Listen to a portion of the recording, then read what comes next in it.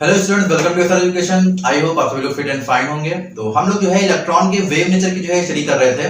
तो उसी में हम लोग जो है एक और इक्वेशन के बारे में जो है स्टडी करेंगे जिसका नाम है श्रोडिंगर वेव इक्वेशन। ठीक है, तो क्या है श्रोडिंगर वेव इक्वेशन, उसके बारे में थोड़ा जानेंगे कि जैसे हम लोगों ने जो है अभी तक इलेक्ट्रॉन के वेव नेचर में जो है हाइजेनबर्ग प्रिंसिपल के बारे में देख लिया, डी ब्रोगली ने बता दिया, बोहर के बारे में पढ़ लिया। अब हम लोग जो है एक श्रोडिंगर इक्वेशन क्या होती है, इन्होंने श्रोडिंगर साइंटिस्ट एल्विन श्रोडिंगर थे, इन्होंने क्या बताया था उसके बारे में, तो उसके बारे में थोड़ा देख लेते हैं। जनरली इन्होंने जो है वैसे लिखा है wave mechanical model of atom, है ना। इन्होंने वेव मैकेनिकल, है ना, एटम के वेव मैकेनिकल के बारे में क्या किया था, स्टडी किया था कि भाई इलेक्ट्रॉन जो होता है, इन्होंने बेसिकली बताया था कि इलेक्ट्रॉन थ्री डायमेंशनल में जो है कैसे क्या करता है, मोशन करता है। थ्री डायमेंशनल में जो है उन्होंने उसको ऑब्जर्व किया था कि थ्री डायमेंशन खासा इलेक्ट्रिक फील्ड में थ्री डायमेंशनल में जो है कैसे क्या करता है, वर्क करता है। ठीक है, तो उसी के बारे में जो है एक इक्वेशन बताई थी। क्या थी इक्वेशन, श्रोडिंगर की इक्वेशन। वो इक्वेशन थी एक तरीके से पार्शियल डेरिवेटिव था। ठीक है, आप लोग जानते होंगे पार्शियल डेरिवेटिव क्या होता है, डेवर स्क्वायर साई अपॉन डेवर एक्स स्क्वायर प्लस डेवर स्क्वायर साई अपॉन डेवर वाई स्क्वायर प्लस, इसको डेवर बोलते हैं, है ना, इसको आप लोग पार्शियल डिफरेंशिएशन कहते हैं। एक तरीके से एक सेकंड डेरिवेटिव का डिफरेंशियल इक्वेशन होती है। ठीक है, फिर हो जाएगा डेवर स्क्वायर साई अपॉन डाइवर x square plus 8 pi square m upon H square psi e minus v बराबर 0। सॉरी, साई ए यहां होगा।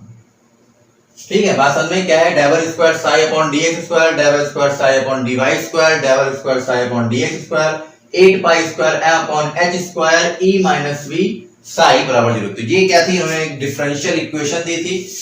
ठीक है, श्रोडिंगर, किसने दी थी, श्रोडिंगर ने। क्या नाम था उनका, श्रोडिंगर, एल्विन श्रोडिंगर नाम था इनका। ठीक, इन्होंने जो है वेव मैकेनिकल मॉडल, है ना, या फिर इलेक्ट्रॉन के 3D स्ट्रक्चर को क्या था, ऑब्जर्व किया था। ठीक है, तो इसमें तो जान लेते हैं, इस इक्वेशन के बारे में जान लेते हैं क्या होता है। जैसे इसमें आप साई देख रहे होंगे, तो साई क्या होता है, साई एक तरीके से इलेक्ट्रॉन के वेव फंक्शन को, वेव फंक्शन ऑफ इलेक्ट्रॉन को बताता है। ठीक है, साई का भी और भी सिग्निफिकेंस है, अभी देखेंगे। Wave function of an electron, ये क्या है, wave function of an electron. Electron क्या है, एक वेव फंक्शन है।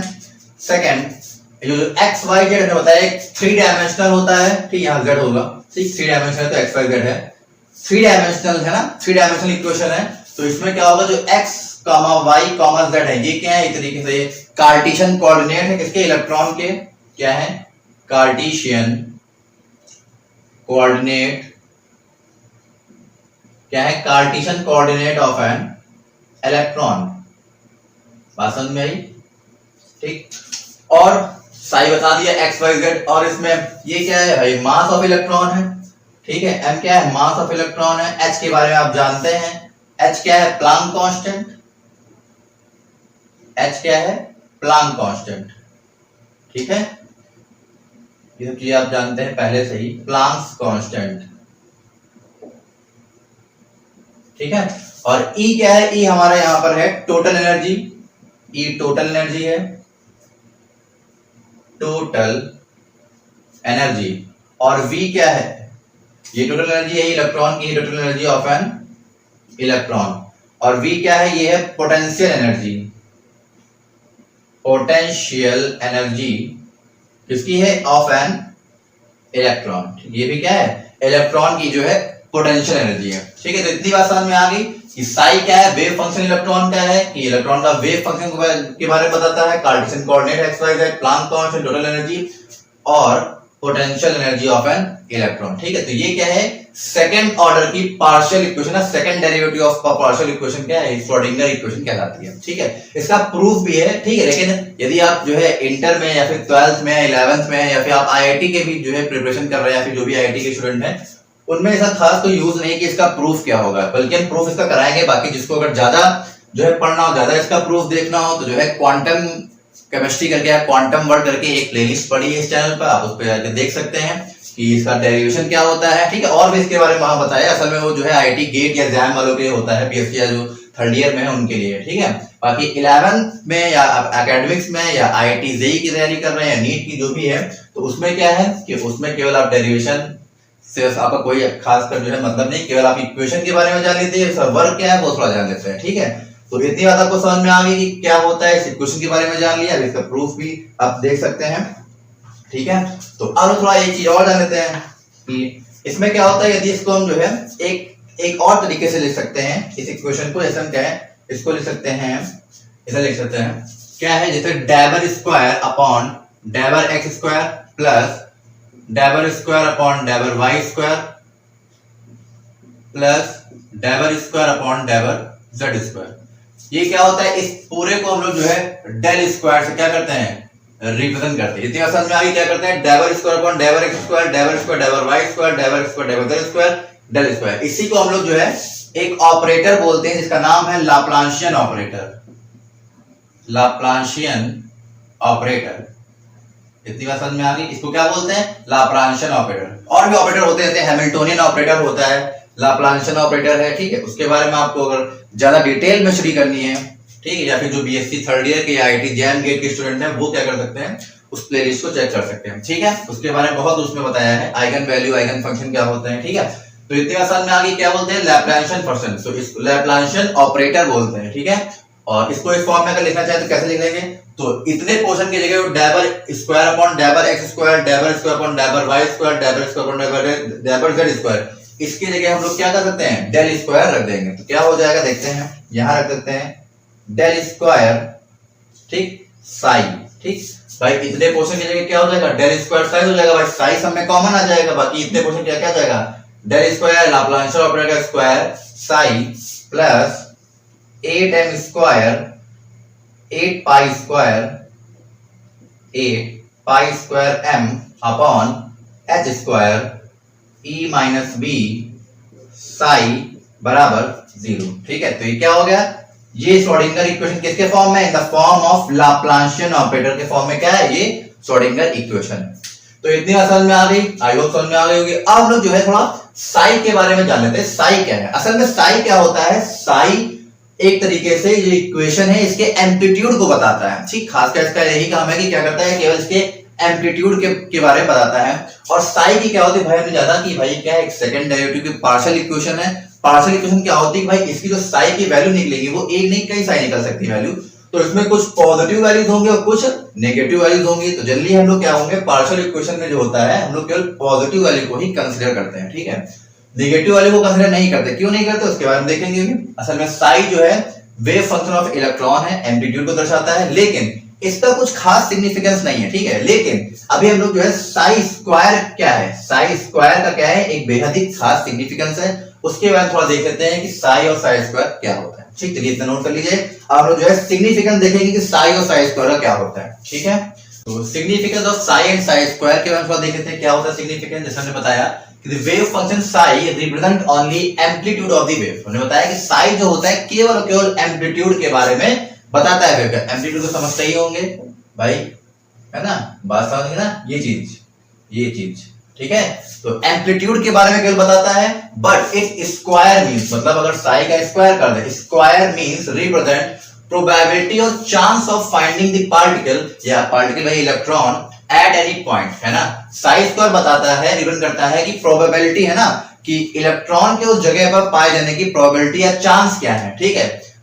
क्या बताता है, साई स्क्वायर कह रहा है कि if the value of Sai square is maximum at any point, कह रहा है कि यदि साई स्क्वायर की वैल्यू मैक्सिमम होगी किसी पॉइंट पर, तो मतलब ये होगा कि वहां पर इलेक्ट्रॉन के जो पाए जाने की जो है ना चांस होगा, जो प्रोबेबिलिटी हो वो क्या होगी, सबसे ज्यादा होगी, है ना, मैक्सिमम होगी। यदि कह रहा है कि if the value of Sai square, कह रहा है कि साई स्क्वायर की वैल्यू यदि 0 हो गई, है ना, मतलब जो प्रोबेबिलिटी है इलेक्ट्रॉनों की पाए जाने की वो क्या होगी, इलेक्ट्रॉन के पाए जाने की 0 हो गई at any point, then probability of finding the electron या particle at this point is also 0। मतलब तो वहां पे इलेक्ट्रॉनों के जो पाए जाने की जो संख्या होगी इलेक्ट्रॉन के फाइंड होने की, वो भी क्या हो जाएगी, 0 हो जाएगी। इस पॉइंट को हम लोग क्या बोलते हैं, इस पॉइंट को हम लोग नोड बोलते हैं।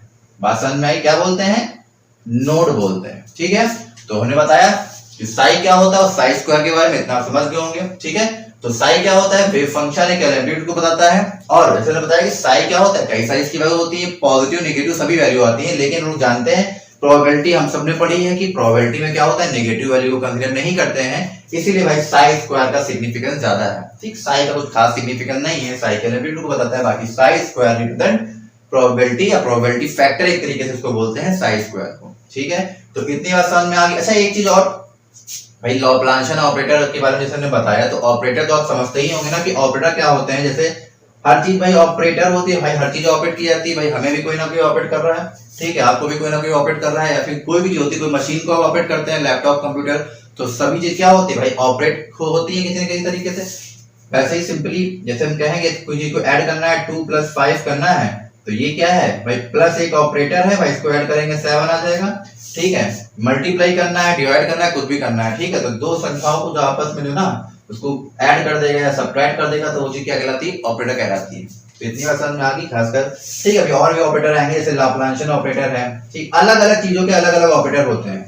ठीक है, हैमिल्टोनियन भी ऑपरेटर आएगा, तो एक तरीके से टोटल एनर्जी का ऑपरेटर होता है। ठीक है, तो आई होप इतना समझ में आ गया होगा। तो अब हम लोग जो है इसका प्रूफ देखेंगे कि आखिर प्रूफ क्या होता है श्रोडिंगर इक्वेशन का। ठीक है, तो और लॉ आपको जो है ये सब थोड़ा क्लियर हो जाएगा। ठीक, तो इतना समझ में आ गया होगा कि इलेक्ट्रॉन को जो है 3 डायमेंशनल में जो है कैसे हम लोग जो है फाइंड कर सकते हैं 3D। तो चलिए हम लोग डेरिवेशन कर लेते हैं श्रोडिंगर इक्वेशन का। कैसे करते हैं इसका डेरिवेशन, चलिए देखते हैं। तो इसका डेरिवेशन करने के लिए हम लोग एक इक्वेशन लेते हैं, इसका है साई बराबर a sin 2 pi x upon lambda. आप ये पूछेंगे ये इक्वेशन कैसे है भाई, इसी से हम लोग क्या करेंगे, श्रोडिंगर इक्वेशन को प्रूव करेंगे। ठीक है, असल में वेव है, क्या है, कैसी वेव है ना, इलेक्ट्रॉन्स क्या है भाई, वेव के फॉर्म में वेव से पढ़ रहे हैं। तो इसमें क्या होता है भाई, node anti node, node anti node सब बनते हैं। इतनी बात समझ में क्या है कि इसको हम लोग जो है याद होगा, हम लोगों ने स्टैंडिंग वेव या स्टेशनरी वेव के बारे में जो है पढ़ा होगा। क्या स्टैंडिंग वेव अथवा क्या कहते हैं, स्टेशनरी वेव। ठीक, स्टैंडिंग या स्टेशनरी वेव की क्या होती है, ऐसे ही लगभग इक्वेशन होती है, साई बराबर है ना, इस टाइप की क्या होती है इक्वेशन होती है, स्टैंडिंग और स्टेशन। स्टैंडिंग और स्टेशनरी वेव्स क्या होती हैं, थोड़ा बता देते हैं। जैसे क्या होता है, जब दो वेव्स क्या होती है आपस में जब है ना सुपर इम्पोज करती हैं, ठीक, सेम एम्पलीट्यूड की और सेम फ्रीक्वेंसी की वेव्स क्या होती है ना, इसकी सेम एम्पलीट्यूड और सेम फ्रीक्वेंसी की जो वेव्स होती है जब आपस में सुपर इम्पोज करती है, तो स्टैंडिंग वेव या स्टेशनरी वेव बनती है। ठीक, तो उन्हीं की इक्वेशन है, तो इसी से हम लोग क्या करेंगे, प्रूफ करेंगे इसको। तो क्या करेंगे, इसका क्या करें भाई, हमने देखा कि वो भाई वो सेकंड डेरिवेटिव इक्वेशन थी, है ना, सेकंड ऑर्डर इक्वेशन थी वो।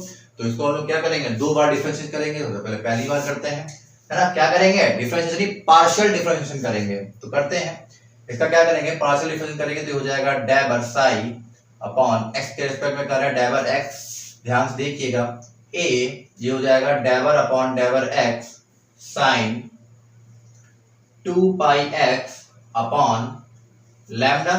ठीक है, फिर इसके बाद डेबर साई अपॉन डेबर x बराबर में a, भाई साइन का डिफरेंशिएशन क्या होता है, cos होता है, हम लोग जानते हैं, ये हो जाएगा cos 2 पाई x अपॉन लैम्डा, और इसका दोबारा अंदर हो जाएगा। ठीक है, तो लिख लेते हैं ना, ये हो जाएगा डेबर बाई डेबर x, ठीक है, ये हो जाएगा 2 पाई x अपॉन लैम्डा।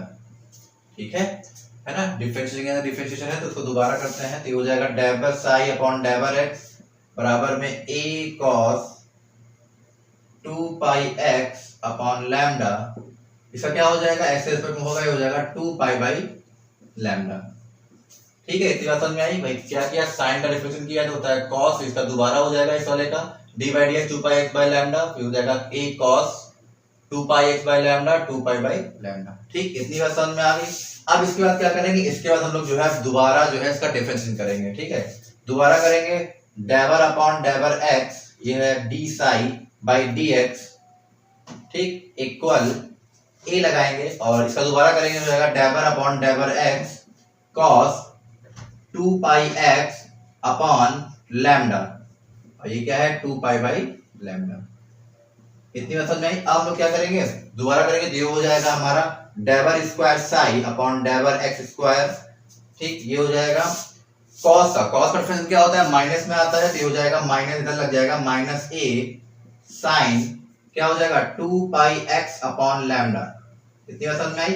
फिर भाई अंदर इसका हो जाएगा, तो ये डेबर अपॉन डेबर x, ये हो जाएगा 2 पाई x upon lambda into 2 pi by lambda. इतनी बात समझ में आ गई। फिर इसके बाद बेटा क्या करेंगे, माइनस ए साइन, ये हो जाएगा 2 पाई एक्स अपॉन लैम्डा, इसका करेंगे हो जाएगा 2 pi by lambda multiply 2 pi by lambda. ठीक है।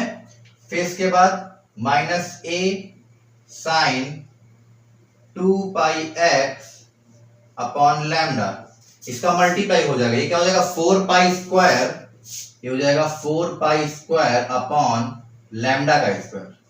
इतनी बात समझ में आ गई बच्चों। ठीक, क्या है, minus A sine 2 pi x upon lambda 4 pi square upon lambda square आ गया। ठीक, अच्छा ये चीज को जानी पहचानी लग रही है, minus A sine 2 pi by X lambda, हमने यही क्वेश्चन मानी थी, A sine 2 pi x upon lambda, इसकी जगह क्या रख देंगे, साई के रख देंगे यहाँ पर। तो यहाँ थोड़ा कर देते हैं, इधर हो जाएगा ये क्या है, devil square psi upon devil x square बराबर, इतने पोर्शन की जगह क्या रख देंगे, इतने पोर्शन की जगह साई रख देंगे। ठीक भाई, साई की वैल्यू है तो ये क्या आ जाएगा, माइनस का है ना, माइनस ए साइन, तो ये आ जाएगा माइनस का Sai into 4 pi square upon lambda का स्क्वायर। इतनी बात समझ में आ गई। क्या आ गया भाई, devil square psi upon devil x square minus psi. ठीक है, माइनस का भाई साइन था, इसकी जगह हमने क्या रख दिया, साई रख दिया, तो minus psi 4 pi square upon lambda square. ठीक है। अब हम लोगों ने जो है डी ब्रोगली इक्वेशन पढ़ी थी। क्या पढ़ी थी भाई डी ब्रोगली इक्वेशन, क्या होती है de Broglie equation, lambda is equal to h upon p थी, और lambda is equal to h upon momentum क्या होता है, मास इनटू वेलोसिटी। तो हम लोग लैम्डा की जगह h अपॉन mv रख देंगे, तो यहाँ कितना आ जाएगा, ये आ जाएगा माइनस का Sai multiply 4 pi square upon lambda की जगह क्या रख देंगे, h अपॉन mv। ठीक, थोड़ा स्क्वायर करके भी देख सकते हैं भाई, इसका स्क्वायर कर दो तो ये हो जाएगा h square upon m square v square. ठीक भाई, लैम्डा का स्क्वायर कर दोगे तो ये भी h square upon m square v square आ जाएगा। अब बस लैम्डा स्क्वायर की जगह हम लोग वो वैल्यू रख देंगे, क्या रख देंगे, h square upon m square v square. इतनी बात समझ में आ गई। फिर इसके बाद ये ऊपर चला जाएगा तो ये आ जाएगा devil square psi upon devil x square minus psi multiply, ये चीज ऊपर चली जाएगी, ये आ जाएगा क्या आ जाएगा 4 pi square upon h square m square v square. ठीक है। अब ध्यान देखिए कि यहाँ हम कुछ करेंगे, अभी देखिएगा, devil square psi upon devil x square बराबर में minus psi multiply 4 pi square upon h square. इसके क्या करें, इससे a के थोड़ा अलग कर लेते हैं, ये हो जाएगा है ना, a के हम अलग कर लेंगे तो m यहाँ कर देते हैं, ये बचेगा mv स्क्वायर। ठीक है। अब हम लोग क्या करेंगे, इसमें 1/2 इसको हाफ mv स्क्वायर बनाएंगे, तो 1/2 करेंगे और 2 से मल्टीप्लाई 2 से डिवाइड करेंगे। ठीक है बेटा, तो यहाँ क्या हो जाएगा माइनस का साई मल्टीप्लाई, ठीक है, जब यहाँ पर 1/2 2 से डिवाइड 2 से मल्टीप्लाई करेंगे तो क्या हो जाएगा, 2 से मल्टीप्लाई करेंगे तो ये हो जाएगा 8 pi square m upon h square, और ये बेटा क्या बन जाएगा, ये बन जाएगा हाफ mv स्क्वायर। क्या बन जाएगा, ये हाफ mv स्क्वायर बन जाएगा। बस होने वाला है, ये आ जाएगा minus psi into 8 pi square m upon h square multiply, ठीक है, क्या है हाफ mv स्क्वायर है, तो ये कितना आ जाएगा 8m square upon h square. ठीक, अब क्या करेंगे, ये हो जाएगा devil square psi upon devil x square, ये क्या है हाफ mv स्क्वायर है। अब हम लोग इसके बाद जो है इसको लिखेंगे कि ये क्या लिखा है, हाफ mv स्क्वायर क्या होता है, काइनेटिक एनर्जी होता है। ठीक है, काइनेटिक एनर्जी होता है, एक चीज हम लोग जानते हैं, क्या जानते हैं, कहाँ लिखते हैं, यही लिख लेते हैं, इधर लिख लेते हैं। ठीक है, क्या है टोटल एनर्जी की अगर हम बात करें, ठीक, क्या होती है टोटल एनर्जी, टोटल एनर्जी बराबर, टोटल एनर्जी क्या होता है, kinetic energy plus potential energy होती है, इतनी हम लोग जानते हैं।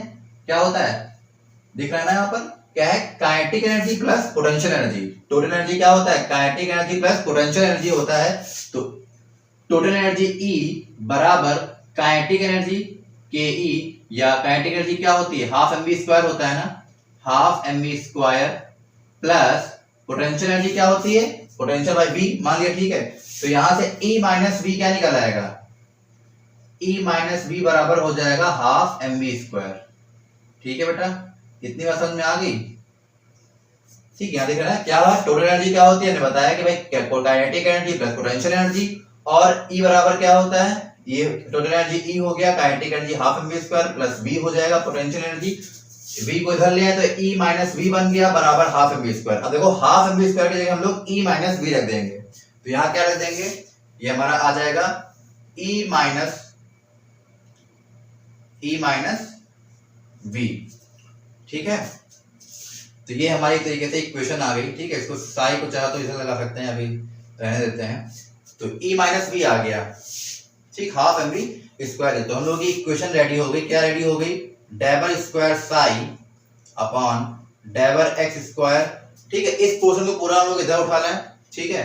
तो क्या हो जाएगा, ये हो जाएगा प्लस की इक्वेशन आ जाएगी, ठीक है। ये हो जाएगा 8 पाई स्क्वायर एम, थोड़ा सही से लिख रहे हैं इसको, H square E minus we psi बराबर 0, ठीक। तो ये हमारी फाइनली क्या आ गई, श्रोडिंगर इक्वेशन आ गई, ठीक। अब आप हमसे ये कहेंगे कि सर आपने तो इतनी लंबी चौड़ी इक्वेशन लिखवाई थी, तो छोटी सी आई इक्वेशन। तो बेटा वो जो इक्वेशन थी वो 3 डायमेंशन में थी, मतलब एक्स वाई जेड तीनों एक्सिस पर थी, और इसमें क्या है, केवल और केवल एक्स एक्सिस की आई है ना, कि अगर पार्टिकल एक्स एक्सिस में क्या कर रहा है, मूव कर रहा है, इलेक्ट्रॉन है, तो क्या है, तो ये इक्वेशन होगी डेबर स्क्वायर साई अपॉन डेबर एक्स स्क्वायर, मतलब एक्स डायरेक्शन में एक्स एक्सिस में क्या है, बिलोंग करता है, तो ये इक्वेशन है, ठीक। ये किसकी है, इस particle travel along the x axis, बात समझ में आई। तो इक्वेशन क्या हो जाएगी, श्रोडिंगर इक्वेशन, ये श्रोडिंगर इक्वेशन किसकी है, particle travels in x axis, इसमें particle travels in x axis, ठीक है बेटा, इतनी बात समझ में आ गई। किसमें है, पार्टिकल किसमें है, एक्स एक्सिस में जब ट्रेवल करेगा तो ये इक्वेशन है। अब देखते हैं पार्टिकल भाई एक्स और वाई दोनों एक्सिस में ट्रेवल करेगा तो क्या इक्वेशन हो जाएगी, ठीक है। तो इतनी बात समझ में आ गई है, डेरिवेशन आप नोट कर लीजिएगा ध्यान से एकदम, ठीक है। तो चलिए देखते हैं कि भाई एक्स और वाई एक्सिस में ट्रेवल करेगा, फिर एक्स वाई जेड एक्सिस में ट्रेवल करेगा तो क्या इक्वेशन आती है, ठीक, इतना नोट कर लीजिएगा। तो हम लोग देखते हैं कि इफ क्या है, इफ द पार्टिकल क्या है, ऐसे लिख सकते हैं ना, if the particle travels along the x and y axis, then equation क्या हो जाएगी तब, तो क्या हो जाएगी देखते हैं, डेबर स्क्वायर साई अपॉन डेबर एक्स स्क्वायर प्लस डेबर स्क्वायर साई अपॉन डेबर वाई स्क्वायर हो जाएगा, प्लस क्या हो जाएगा 8 pi square M upon Planck constant h का square E minus we psi बराबर 0। तो ये हमारा क्या है, ये हमारी एक्स और वाई एक्सिस के अलावा जब ट्रेवल करेगी तो हमारी क्या हो जाएगी इक्वेशन, ठीक है। सिमिलरली वैसे ही अगर देखते हैं तीनों डायरेक्शन में अगर जाएगी तब क्या इक्वेशन बनेगी, सिमिलरली द इलेक्ट्रॉन या particle travels in x Y z axis, तब क्या बनेगी, लिख देंगे similarly particle travels in x y and z axis, then equation क्या हो जाएगी, ये हो जाएगी डेबर स्क्वायर साई अपॉन डेबर एक्स स्क्वायर प्लस डेबर स्क्वायर साई अपॉन डेबर y square plus 8 pi square, sorry हो जाएगा डेबर स्क्वायर साई अपॉन डेबर जेड स्क्वायर, है ना, तीनों डायरेक्शन में जाएगी ना, X Y Z plus 8 pi square M upon H square, bracket में हो जाएगा ई माइनस बी साई बराबर 0। तो ये फाइनली हमने सबसे पहली बार बताया था इक्वेशन, तो ये इक्वेशन आई थी ना, तीनों x axis y axis z axis 8 pi square M upon H square ई माइनस बी साई, ठीक है। तो ये तीनों इक्वेशन क्या आ गई, एक्स एक्सिस वाई एक्सिस और जेड एक्सिस में क्या होती है, श्रोडिंगर इक्वेशन हम लोग देखें, ठीक है। हालांकि श्रोडिंगर इक्वेशन कोई छोटा टॉपिक नहीं, काफी बड़ा टॉपिक है, क्वांटम मैकेनिक्स का या क्वांटम फिजिक्स, इस फिजिक्स और केमिस्ट्री दोनों में ही आपके जो है काफी यूजफुल है। तो असल में क्या है, इसमें और भी क्वेश्चन आती है time independent time dependent Schrodinger equation, ठीक है। वो क्वांटम मैकेनिक्स का पार्ट है, क्वांटम फिजिक्स का पार्ट है, तो उसमें पढ़ाएंगे, ठीक है।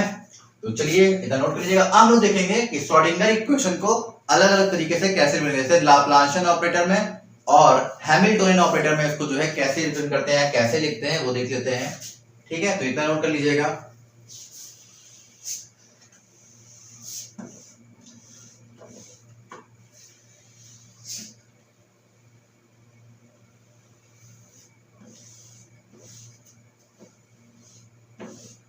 तो हेडिंग डाल दीजिए other forms of Schrodinger equation, है ना, क्या है, other forms of Schrodinger equation, SHRONDINGER equation, ठीक। और कौन कौन से पैर होते हैं? तो सबसे पहले हम लोगों ने जो है अभी लाप्लासियन ऑपरेटर देख लिया था, दोबारा पढ़ लेते हैं। क्या, Schrodinger equation in the form of Laplacian operator, क्या है, Schrodinger equation HRONDINGER, Schrodinger equation in the form of, किसके फॉर्म में, लाप्लासियन ऑपरेटर के फॉर्म में हम लोग पढ़ेंगे। क्या है, लाप्लासियन ऑपरेटर, ठीक है। लाप्लासियन ऑपरेटर के फॉर्म में हम लोग जो है श्रोडिंगर इक्वेशन देखेंगे। अभी क्या देखा था, बताया था क्या होता है, डेल स्क्वायर लाप्लासियन ऑपरेटर क्या होता है, डेबर स्क्वायर अपॉन डेबर एक्स स्क्वायर प्लस डेबर स्क्वायर अपॉन डेबर वाई स्क्वायर प्लस डेबर स्क्वायर अपॉन डेबर जेड स्क्वायर, ये होता है हमारा डेल स्क्वायर, पूरा इस फॉर्म में खुलता है। तो क्या हो जाएगी इक्वेशन, ये होता है डेल का स्क्वायर प्लस साई प्लस, फिर क्या था, 8 pi square m upon h square e minus v psi बराबर 0, ठीक है। तो यही हमारा क्या था, लाप्लासियन ऑपरेटर था, ठीक है। तो इस फॉर्म में जो है लाप्लासियन ऑपरेटर के फॉर्म में कैसे लिखी जाती है इक्वेशन, वो इस तरीके से लिखी जाती है, ठीक है। तो इतनी बात समझ में आ गई। अब हम लोग उसके बाद देखेंगे कि हैमिल्टोनियन ऑपरेटर के फॉर्म में कैसे लिखी जाती है, तो उसके बारे में देख लीजिए, ठीक है, नोट कर लीजिएगा। तो हम लोग देखेंगे क्या है, Schrodinger equation in the form of Hamiltonian operator, ठीक। तो हैमिल्टोनियन ऑपरेटर के किस फॉर्म में लिखते हैं, श्रोडिंगर इक्वेशन कर सकते हैं, उसको देख लेते हैं। तो हम लोगों ने भी लाप्लासियन ऑपरेटर की जो इक्वेशन निकाली थी उस फॉर्म में श्रोडिंगर इक्वेशन क्या थी, वो हमारी थी del square psi plus 8 pi square m upon h square e minus b psi बराबर 0, ठीक है। इसी से हम लोग क्या करेंगे, प्रूफ कर लेंगे, देखते हैं क्या हो जाएगा। ये हो जाएगा डेल का स्क्वायर साई बराबर, ये हो जाएगा minus 8 pi square m upon h square e minus b Sai, ठीक है। अब हम लोग क्या करेंगे, इसको इधर ले आते हैं, ये हो जाएगा h square upon 8 pi square m, h square upon 8 pi square m, ये माइनस लगेगा, ठीक है। ये हो जाएगा डेल स्क्वायर साई बराबर में e माइनस b साई, ठीक है। इतनी बात समझ में आ गई। इसको इधर ले आए तो ये हो जाएगा h square upon 8 pi square m minus का हो जाएगा del square psi e minus b upon psi, ठीक है। अब क्या करेंगे हम लोग इसमें, ये हो जाएगा माइनस का h square upon 8 pi square m del square psi, ये हो जाएगा साई का अंदर मल्टीप्लाई कर दे e psi minus v psi हो जाएगा, ठीक है। इस क्या करेंगे, माइनस के v साई को क्या करेंगे, माइनस के v साई को इधर ले आएंगे, तो ये हो जाएगा माइनस का h square upon 8 pi square m del का स्क्वायर साई प्लस का v साई बराबर e साई हो जाएगा। इतनी बात समझ में आ गई। आप लोग क्या करेंगे, इसे साई को कॉमन बाहर ले लेंगे, तो ये हो जाएगा माइनस का h square upon 8 pi square m del का स्क्वायर प्लस v, तो बाहर क्या आ जाएगा, साई आ जाएगा बराबर e से, क्या आ गया, माइनस का h square 8 pi square m del का स्क्वायर प्लस v, साई बाहर आ गया e साई। इसी को हम लोग क्या बोलते हैं, यही पूरा हमारा क्या कहलाता है, ये h कैप कहलाता है। क्या कहते हैं इसको, h कैप साई बराबर e साई, यही हमारा क्या है, हैमिल्टोनियन ऑपरेटर, ठीक है। तो एक तरीके से देखा जाए, जो h कैप की जो वैल्यू हो जाएगी वो क्या हो जाएगी, जो h कैप है वो क्या है, माइनस का h square upon 8 pi square m del square plus v, ठीक। इसमें ये पोर्शन क्या है, ये हमारा काइनेटिक एनर्जी है और ये क्या है, पोटेंशियल एनर्जी का ऑपरेटर है, ठीक। ये काइनेटिक एनर्जी प्लस पोटेंशियल है। हम जानते हैं कि काइनेटिक एनर्जी और पोटेंशियल एनर्जी क्या होता है, कहलाता है टोटल एनर्जी। तो हम लोग कह सकते हैं जो हैमिल्टोनियन ऑपरेटर है बेसिकली एक तरीके से टोटल एनर्जी का क्या है, ऑपरेटर है। बात समझ में आई। तो ये हमारा क्या है कि हमारी जो श्रोडिंगर इक्वेशन है हैमिल्टोनियन ऑपरेटर के फॉर्म में, किस फॉर्म में होती है आप समझ गए होंगे। ये हमारी क्या है, Schrodinger equation in the form of Hamiltonian operator. H cap का मतलब आपको बता दिया है, ये चीज होती है एच कैप। ठीक है। तो ये जो इक्वेशन थी हैमिल्टोनियन फॉर्म के हम लोग देख ली, ठीक है। अब हम लोग क्या करेंगे, आइगन वैल्यू और आइगन फंक्शंस क्या होते हैं थोड़ा उनके बारे में थोड़ा जान लेते हैं, ठीक है।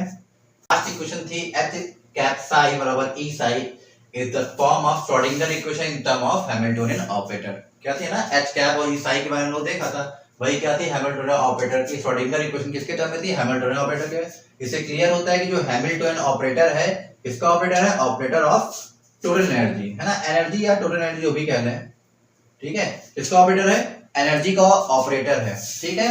और जिसकी वैल्यू क्या है, वो हमारी वैल्यू ये है h कैप बराबर माइनस एच स्क्वायर अपॉन में प्लांक कांस्टेंट का square 8 pi square m del square plus v। इसमें इतना पोर्शन क्या है, ये हमारा काइनेटिक एनर्जी का पोर्शन है, v क्या है, ये हमारा पोटेंशियल एनर्जी का हमारा क्या है, v क्या है, पोटेंशियल एनर्जी का पार्ट है। तो इतनी बात समझ में आ गई। तो ये हमारे कुछ फॉर्म्स है श्रोडिंगर इक्वेशन के कि हैमिल्टोनियन और लाप्लासियन फॉर्म में किस फॉर्म में इसको रिप्रेजेंट करते हैं, ठीक है। इतनी बात समझ में आ गई होगी आप लोगों को। अब हम लोग क्या करेंगे और इसके आगे की चीजें देखेंगे कि क्या होता है, ठीक है। तो इतना नोट कर लीजिएगा, ठीक है। तो क्या होती है eigen functions and eigen values, ये देखते हैं। कह रहा है कि we know that the Schrodinger wave equation is the second order differential equation। हम जानते हैं कि भाई Schrodinger wave equation क्या होती है, एक सेकंड ऑर्डर की डिफरेंशियल इक्वेशन होती है। कह रहा है कि एंड ऑन सॉल्विंग इट, कह रहा है उसको सॉल्व करने पर we get the different values of क्या मिलती हैं, साई की मिलती हैं। लेकिन हमने बताया था कि सभी वैल्यूज क्या होती है साई की, आर नॉट एक्सेप्टेबल। भाई सभी वैल्यूज हम लोग क्या कर सकते हैं, एक्सेप्ट नहीं कर सकते हैं। कह रहा है कि and has be taken only acceptable values of Sai. हम लोग क्या कर सकते हैं, केवल एक्सेप्टेबल वैल्यूज ऑफ साई को ही क्या कर सकते हैं, लेते हैं, ठीक है। Are known as eigen function. कह रहा है तो इन्हीं को हम लोग क्या बोलते हैं, आइगन फंक्शन कहते हैं, है ना। जिन वैल्यूज को हम लोग एक्सेप्ट कर लेते हैं, एक्सेप्टेबल वैल्यू जो साई की होती है वो कहलाती है क्या, आइगन फंक्शन। और कह रहा है जो इसके करस्पॉन्डिंग कह रहा है जो वैल्यू ऑफ एनर्जी होती है ना, इसी कारण जो वैल्यूज ऑफ एनर्जी होती है उसको हम लोग क्या बोलते हैं, आइगन वैल्यूज बोलते हैं, है ना। इन फंक्शन की करस्पॉन्डिंग जो भी वैल्यू ऑफ एनर्जी होती है उसको क्या बोलते हैं, आइगन वैल्यूज बोलते हैं, ठीक है। तो इतनी बात समझ में आप लोगों को आ गई होगी, ठीक। तो एक चीज और है कि हम लोगों ने बताया कि भाई साई की क्या होती है, भाई एक्सेप्टेबल वैल्यूज लेते हैं। लेकिन साई की वैल्यूज को एक्सेप्ट कौन कौन सी की जाएंगी, क्या उसकी कंडीशंस हैं, तो उसके बारे में थोड़ा जान लेते हैं कि क्या कंडीशंस हैं कि कौन कौन से साई की वैल्यू लोग क्या करेंगे, एक्सेप्ट करेंगे। तो एक्सेप्टेबल वैल्यू साई की क्या होंगी, उनकी कंडीशन जरा देख लेते हैं कि कौन कौन सी कंडीशंस है, ठीक है। इतना नोट कर लीजिएगा आप लोग। तो क्या क्या कंडीशंस है, कह रहा है वेव फंक्शन के एक्सेप्टेबिलिटी के लिए देख लेते हैं। पहला है कि wave function must be finite. भाई वेव फंक्शन कैसा होना चाहिए, फाइनाइट होना चाहिए, ठीक है, कैसा हो, फाइनाइट। सेकंड बोल रहा है कि wave function must be single valued होना चाहिए, वेव फंक्शन कैसा हो, सिंगल वैल्यूड हो। थर्ड लाइन में कह रहा है कि वेव फंक्शन कॉन्टिन्यूअस होना चाहिए, डिसकंटिन्यूअस ना हो। दूसरा कह रहा है कि वेव फंक्शन कह रहा है फॉलो कंडीशन ऑफ नॉर्मलाइजेशन। भाई नॉर्मलाइजेशन की कंडीशन होती है वो भी आगे बताएंगे, ठीक है। कह रहा है कि वो नॉर्मलाइजेशन की कंडीशन को फॉलो करना चाहिए। कह रहा है कि if wave function follow the following conditions then the given wave function is a normalised wave function. कह रहा है कि यही सभी अगर कंडीशन को फॉलो कर लेता है तो जो वेव फंक्शन, जो गिवन वेव फंक्शन होगा वो एक नॉर्मलाइज्ड वेव फंक्शन होगा and this wave function is also acceptable. तो कह रहा है कि वो वेव फंक्शन क्या होगा, एक्सेप्टेबल माना जाएगा। कंडीशन क्या थी देख लेते हैं, इक्वेशन क्या होती है वेव फंक्शन की उसको देख लेते हैं, वो देख लेते हैं। नॉर्मलाइज्ड इक्वेशन क्या होती है, वो होती है इंटीग्रेशन माइनस इन्फिनिटी से plus infinity psi square dx dy dz is equal to क्या होता है 1। ये हमारी कंडीशन होती है। और तो इसको सही दे देते हैं ये, ठीक है। इसको हम लोग जो है एक तरीके से और लिख सकते हैं, जैसे हमने बताया कि इंटीग्रेशन माइनस इन्फिनिटी से प्लस इन्फिनिटी, ठीक है, ये हो जाता है साई इंटू साई साई स्क्वायर, और इसको हम लेते हैं डी टाउ बराबर 1। ये भी क्या है, नॉर्मलाइज की ही दूसरी कंडीशन है। इसकी जगह हम लोग क्या है, जो dx dy dz होता है, जो d टाउ है, ठीक है, जो d टाउ है ये हमारा dx into dy into dz के क्या होता है, बराबर होता है, इक्विवेलेंट होता है। तो इसकी जगह हम लोग क्या रख देंगे, d टाउ रख देंगे बराबर 1। तो ये हमारी क्या होती है, नॉर्मलाइज की कंडीशन होती है। बाकी और भी इसको डिटेल में बाद में बताएंगे, ठीक, नॉर्मलाइजेशन की कंडीशन होती है पूरा, वो आगे आपको बताया जाएगा, ठीक है। तो इतनी बात समझ में आ गई। तो ये क्या थी, कुछ कंडीशंस थी कि एक्सेप्टेबल कंडीशन थी वेव फंक्शन की, ठीक है। तो अब